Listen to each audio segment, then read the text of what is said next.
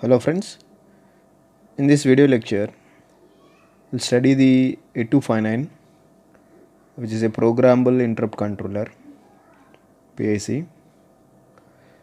8259 PIC is mainly used to provide more number of interrupts to the processor. We know that the processors like 8086 or 8085 they have only one interrupt pin through which the IO devices request the processor and gets acknowledged. But if you want to drive more number of IO devices through the interrupts for data transfer, then you must need more number of interrupt pins. So that more number of interrupt pins are provided to the processor by a special IC called as an 8259, that is a programmable interrupt controller PIC. So now we are looking at the block diagram of the 8259 PIC. So this 829 single 8259 PIC provides 8 interrupt pins. So you can see 8 interrupt pins here: IR0, IR1, IR2, IR3, IR4, IR5, IR6, IR7. So it has the interrupt request pins IR0 to IR7, so through which the IO devices can interrupt the 8259. So if you want more than 8 IO pins, you can also provide, that is more than 8 interrupt pins that can be provided through the cascaded mode. So we are having a cascaded buffer comparator here. So with 3 cascading pins, CIS0, CIS1, CIS2. So these 3 are cascaded 0, cascaded 1 and cascaded 2 pins. They are used in cascaded mode. So in cascaded mode, more number of 8259 chips are connected together to increase the interrupt capability, further interrupt capability. That is by it allows up to 8 8259 devices to be connected in cascaded mode. So by connecting 8 8259 PICs, 64 interrupts can be allowed. That is, for each 8259 IC, 8 interrupts are possible. So if you cascade 8 8259s, then 18 to 8 64 interrupts can be provided. So that is done through the cascaded mode, or you can work with only single 8259 if required. More than one 8259 can also be used in the cascaded mode. So all these interrupt requests or interrupt lines, they are connected to the interrupt request register of the 8259. So IRR is a interrupt request register. So it is used to hold the information about the interrupt requests and that are pending the acknowledgement, and they are connected to the priority resolver. And also we have in service register, so ISR. So in service register will keep the record of the interrupts that are being currently serviced. And you have a interrupt mask register IMR. So this can be programmable, this interrupt mask register, which is a programmable register. By using these IMR, you can mask these interrupt pins, that is IR0 to IR7. These interrupt pins, they can be masked by using this IMR register. That means you can enable or disable these interrupt pins for the IO devices by using these interrupt mask registers. And you can see this interrupt mask register is connected to priority resolver, and in service register is also connected to priority resolver, and interrupt request register is also connected to the priority resolver. So this priority resolver checks the interrupt request register IRR and ISR and then IMR, and then decides the priority for the interrupts to be executed. So that is done by the priority resolver. And you have a control logic, that is having 2 pins INT and A acknowledgement, INT A bar.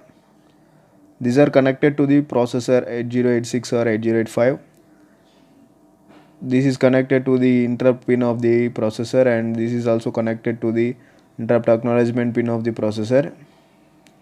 So once the interrupt request is accepted by the 8259, then it is sent to the 8086 through the INT pin, and the 8086 acknowledges that interrupt through the INTA bar. So these are connected to the 8086 or 8085 processor.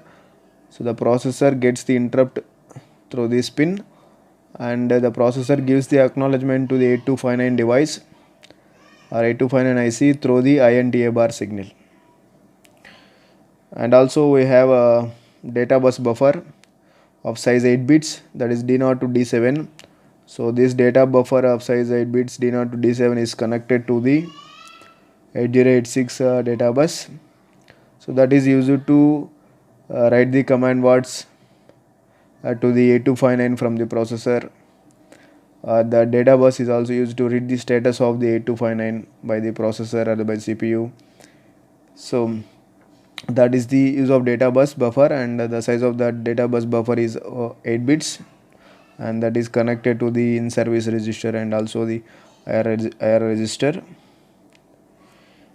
And there is a read-write logic which allows reading the data from the 8259 device by the CPU, or writing the data to the 8259 by the CPU.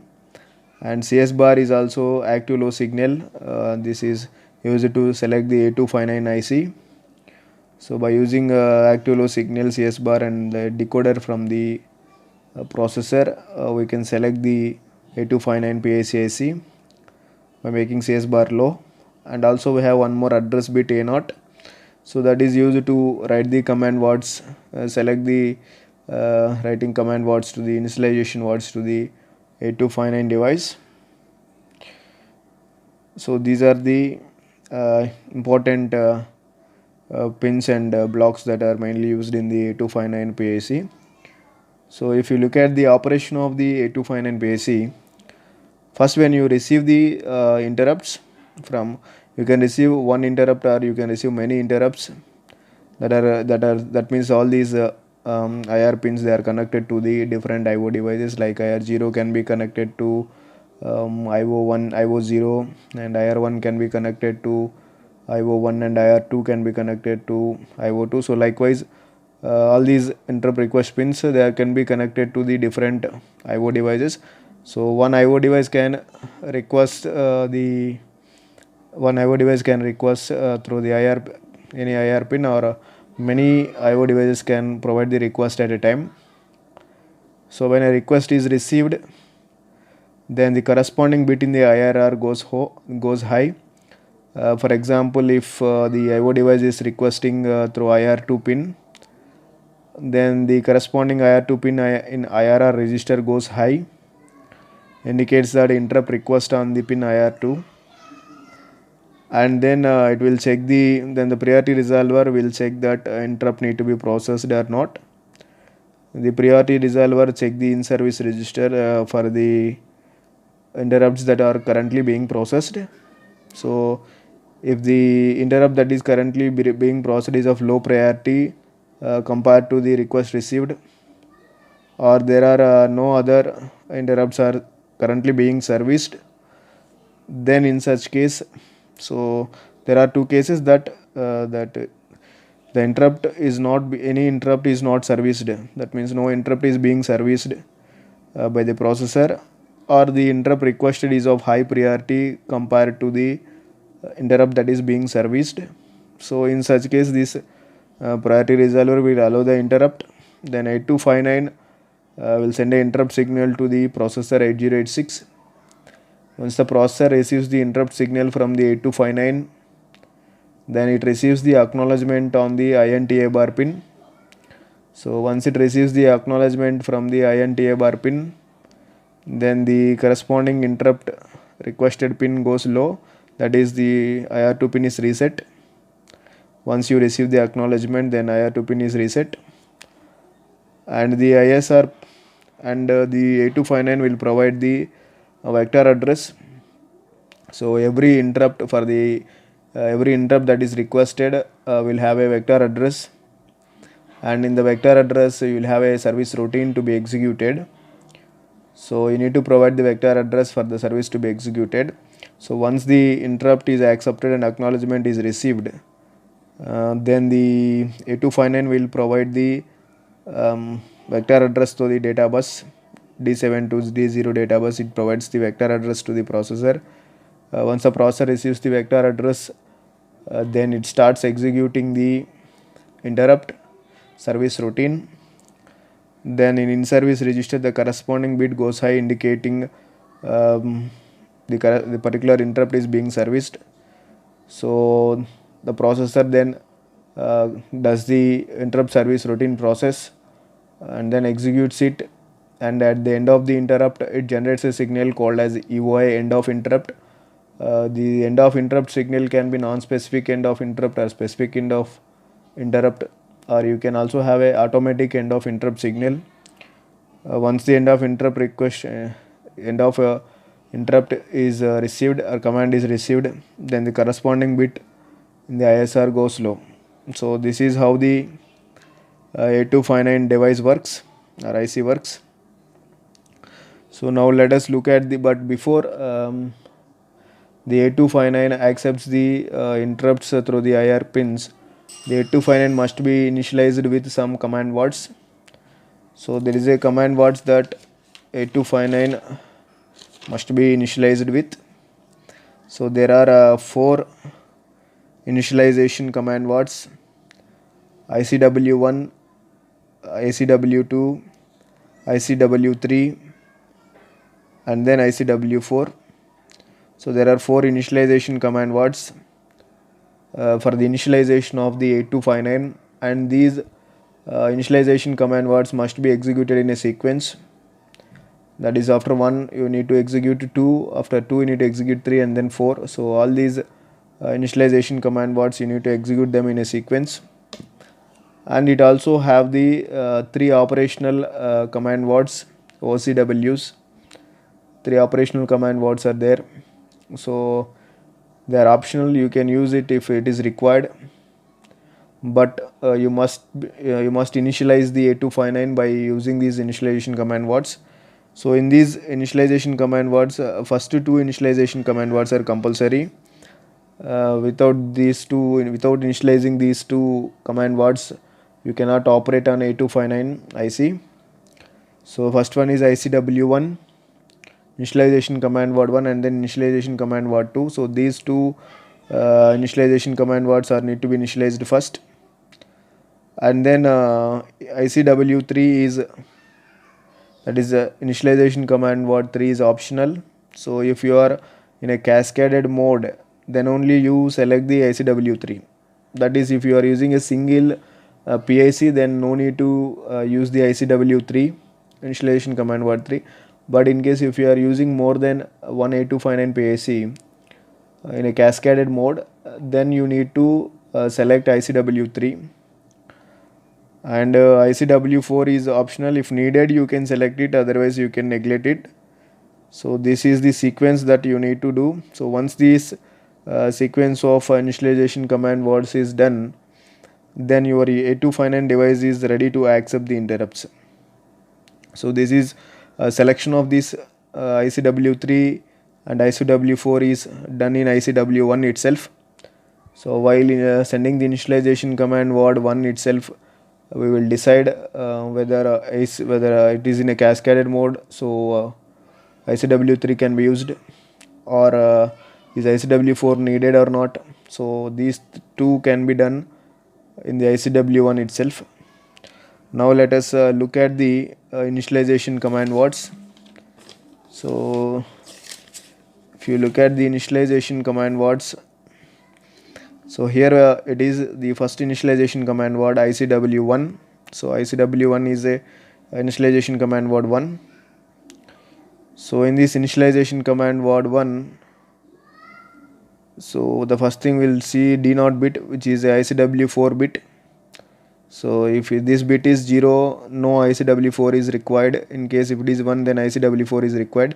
So by using D0 bit, you can choose that whether ICW4 is needed or not. That is, we are choosing the ICW4 is needed or not in the ICW1 itself. In the initialization command word 1 itself will decide whether ICW4 is needed or not. So if the D0 bit is 0, then ICW4 is not used. If it is 1, then ICW4 is used. And D1 bit is used to select the single programmable interrupt controller, or it is used in a cascaded mode. So if the D1 bit is 1, then it is a single PIC, whereas in case if it is 0, then it is a cascaded PIC. So here only we will select the ICW3 also. So if it is in a cascaded mode, that means in case if the D1 bit, so D1 bit is 0, then that is the cascaded mode. So you can see that D1 bit is 0, then the cascaded mode is selected. So once the cascaded mode is selected, then ICW3 is needed. So selection of ICW3 and ICW4 is done in the ICW1 itself, initialization command word in 1 itself, through the bits D0 and D1. And the address interval, so you can select the address interval by using a 4 bytes or 8 bytes. So that is selected by using 1 and 0 D2 bit. If D2 bit is 1, then 4 bytes of the address interval is given. If it is 0, 8 bytes address interval is given. For example, if IR0 is having an address at 4 zeros, then IR1 should be at address 4, that is 4 bytes apart.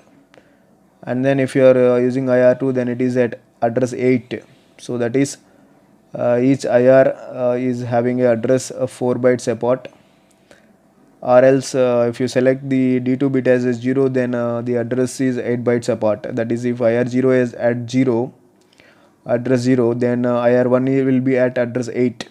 So that means for each interrupt request, the address interval is given 8 bytes, or the address interval is given 4 bytes. And then D3, D4, these bits they are used to trigger the interrupt mode. Whether you can trigger the interrupts at the edge or at the level. So edge at the 0 to 1 or 1 to 0 transition, or at the level that is completely at 1 or completely at 0. So that is done by the D3 and D4 bits. D4 bit is always 1, indicates the ICW1 initialization command word 1, and D3 is LTIM, level triggered interrupt mode. So if the LTIM bit is 1, that is D3 bit is 1, level triggered mode is selected, and if it is 0, then edge triggered mode is selected. And the address lines A5, A6, A7, they are used to provide the vector address. So we know that for every interrupt there is a vector address. So the vector address is provided by the address lines. So the address bits A5, A6 and A7, they are used to provide the address, vector address for the interrupts. And then A8 in ICW2, that is initialization command word 2, the remaining address lines, that is A8, A9, A10, A11, A12, A13 and A14 to A15. So that is the remaining address lines A8 to A15 are provided through the initialization command word 2, and also the address lines A4, A3, A2, A1, they are not here. They are used to select the vector address, and that is automatically done by the A259, whereas these address lines are given through the initialization command words. A5, A6, A7 is given through ICW1, A8 to A15 is given through the ICW2, whereas A4, A3, A2, A1 are automatically given by the A259, and A0, it is 0 for ICW1 and it is 1 for ICW2 and ICW3 and ICW4. So A0 is already selected. And now let us look at the initialization command word 3. So the first two initialization command words are compulsory, and then the initialization command word 3 is optional. If you select the cascaded mode, then only the initialization command word 3 is used. So in a cascaded mode, you'll have one 8259 acting as a master, and the rest of the 8259 devices connected in the cascaded mode acts as a slave. So there will be one master 8259 device, and the rest of the 8259 ICs acting as a slave ICs. So in the cascaded mode, ICW3 is used to enable or select the that is, they are used to select the slave ICs, that is slave 8259 devices. So you have 8 slave bits here: S0, S1, S2, S3, S4, S5, S6 and S7 in the master mode. So S0 is used to select the slave that is connected to the IR0 pin, slave 0, slave 8259 that is connected to the IR0 pin, and S1 is used to select the slave IC that is connected to the IR1 pin. So likewise, 8 slave 8259 ICs are selected through this initialization command words S0 to S7 in the master mode, whereas this command word it is in slave mode. Then for slave mode, these bits D3 to D7 they are zeros, and D0, D1, D2 they are used to give the slave ID. So that is in the slave mode, whereas for a master it works as the selection of the slave devices for the interrupt pin through the interrupt pins, and in slave they are used to provide the address, that is D0, D1 and D2 they are used to provide the addresses, slave addresses. That means if all these pins D0, ID1, ID2 they are 0, 0, 0, then it is the slave address for first slave, and then for the second slave device, that is IR1, then it is 0, 0, 0, 1, 0, 0, 1 for second slave connected to the IR1. So likewise, the first 3 pins they are used to provide the slave addresses. That is the initialization command word 3. Whereas if you look at the initialization command word 4, the last command word, that is initialization command word 4. So this is also optional, so if it is required then you can select it, otherwise you can ignore it. So the initialization command word 4, if you look at this bit D0, it is used to select the processor, that is you want to use these initialization command words of the 8259 for connecting the 8085 processor or 8086 processor. If the D0 bit is 0, then they work for the 8085 processor, otherwise they works for the 8086 or higher order processors.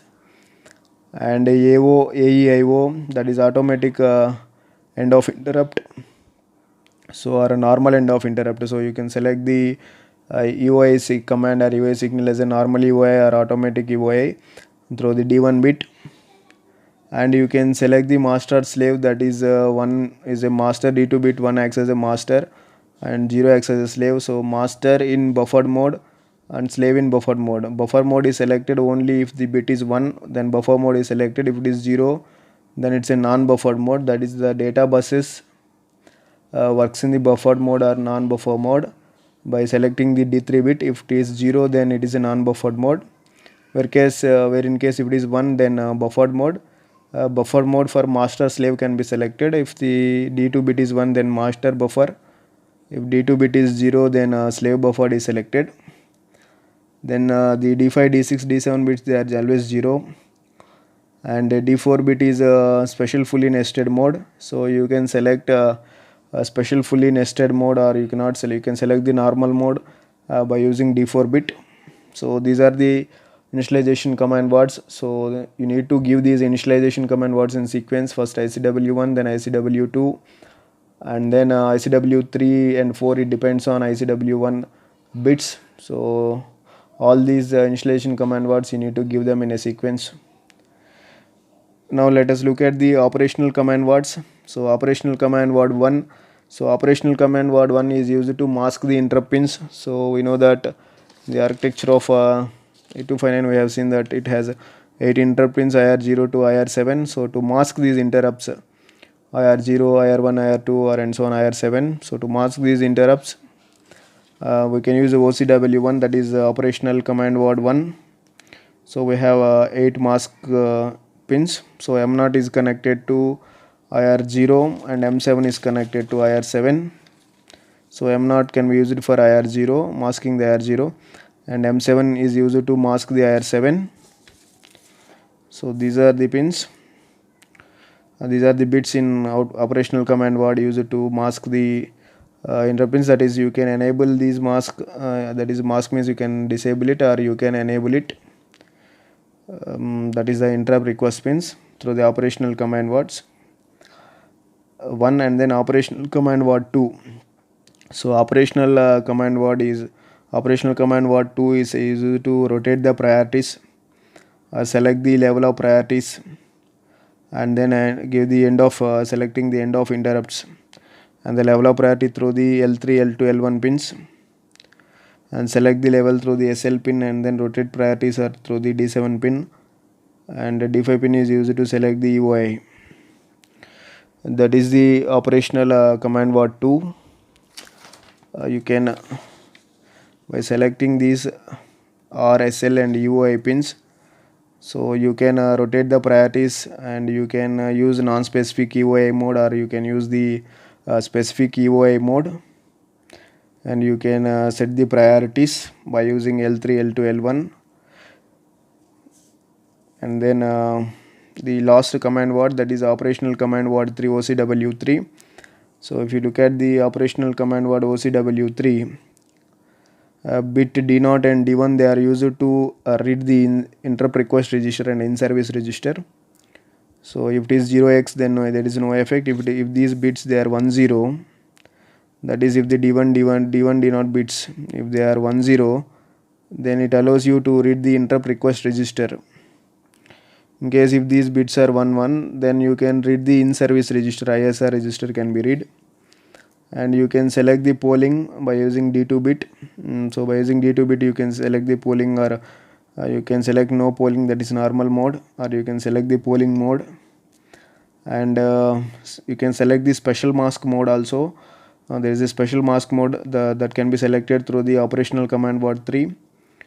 So if you are selecting that, that means you can enable the special mask mode through the bit D6, that is ESMM. So enable special mask mode. If you enable the special mask mode, then if these bits are 1, then by using D5 bit you can reset that special mask mode, or you can set that special mask mode. That is, if you reset that special mask mode, it works in the normal mode, or if you set that special mask mode, then it will works in the special mask mode. And then D7 bit is 0. So through the operational command words and the initialization command words, you can work on the 8259 device for handling more number of interrupts from the from the number of IO devices. So this reduces the burden for the processor, where the accepting of the interrupts and resolving their priorities and maintaining masking these interrupts, and that is enabling or disabling of these interrupts. So interrupt processing, everything done by the 8259 device. So this reduces the burden for the processor. A processor just accepts the interrupt through the INT pin. Once the priority and everything is resolved, then it receives the interrupt request through the INT pin, and gives the acknowledgement through the INT bar, and then service the interrupt. So thank you for watching.